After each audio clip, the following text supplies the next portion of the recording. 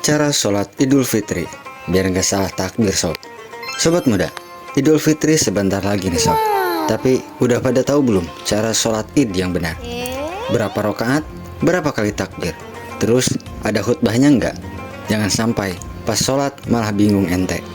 Yuk kita bahas cara sholat Idul Fitri sesuai sunnah. Tapi sebelum lanjut, jangan lupa like, share, subscribe, dan aktifkan notifikasinya supaya nggak ketinggalan konten islami lainnya. Tanpa berlama-lama, mari kita langsung ke video pembahasannya.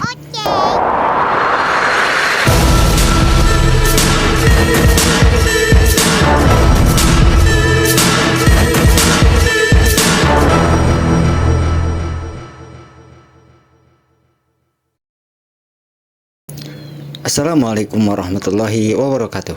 Halo sobat muda, udah siap lebaran belum? Peci udah oke, sarung udah rapi, baju baru, badan wangi. Tapi tunggu dulu, ente udah yakin tahu cara sholat id yang benar? Jangan-jangan ente ikut-ikutan saja tanpa tahu sunnahnya.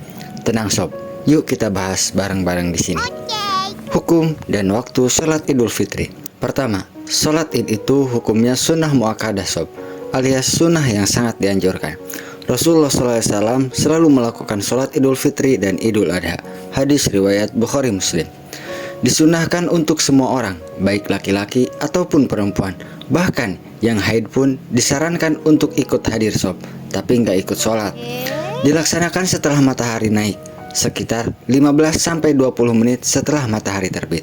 Jadi kalau ente telat bangun, jangan panik sob. Selama masih belum siang, ente masih bisa sholat Idul Fitri sob. Tata cara sholat Idul Fitri. Oke sobat, ini dia step by step sholat Idul Fitri, biar ente nggak bingung di lapangan nanti. Niat dalam hati, nggak perlu dilafadkan. Niatnya seperti apa? Usolli sunnatal Idul Fitri rakaataini ma'muman, atau untuk imam, imaman lillahi ta'ala. Lalu setelah itu takbiratul ihram seperti biasa. Setelah takbir, baca doa iftitah seperti biasa. Lalu dilanjutkan dengan 7 kali takbir tambahan di rakaat pertama. Rasulullah SAW bertakbir 7 kali pada rakaat pertama dan 5 kali pada rakaat kedua. Hadis riwayat Abu Daud. Di antara takbir tersebut membaca Subhanallah walhamdulillah wala ilaha illallah wallahu akbar.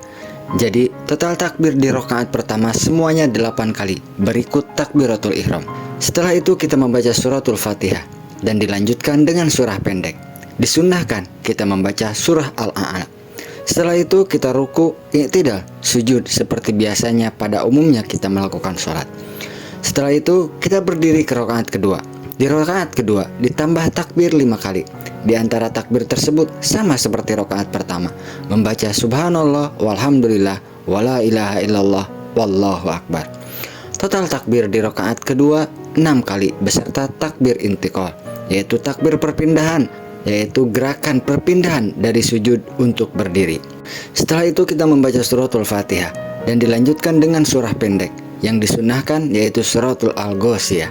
Lanjut ruku, i'tidal, sujud, tahiyat akhir, dan salam seperti sholat pada umumnya. Nah, gampang kan sob? Tapi ingat, bedanya sholat id ini ada takbir tambahan yang bikin spesial dan kadang bikin keder. Yang lain belum ruku, ini malah ruku karena takbir tambahan tersebut. Setelah sholat, ada khutbah sob. Jangan kabur dulu, kita dengarkan apa yang disampaikan oleh khotib.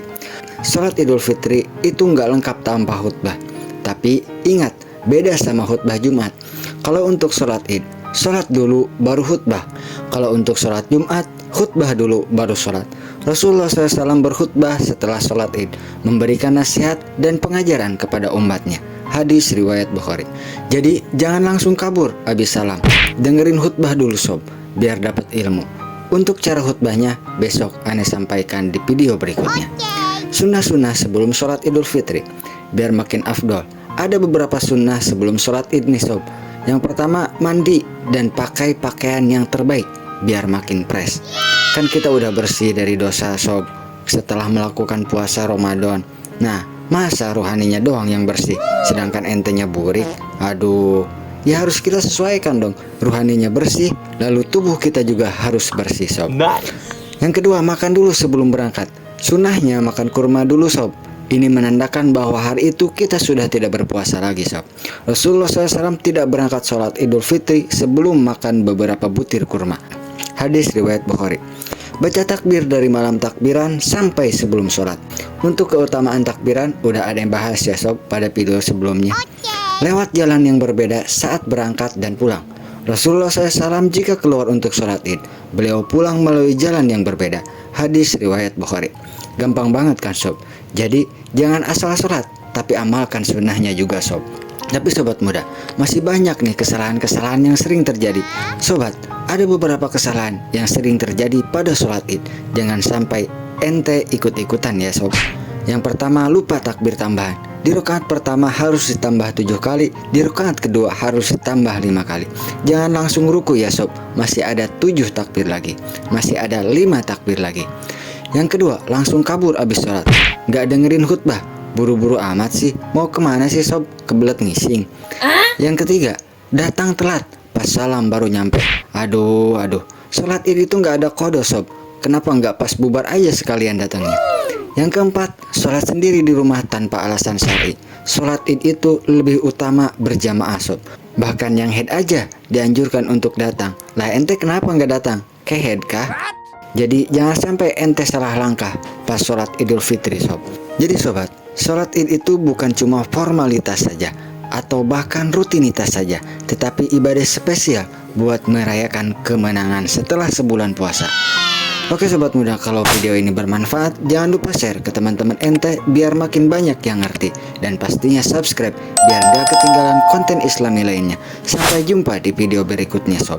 Assalamualaikum warahmatullahi wabarakatuh.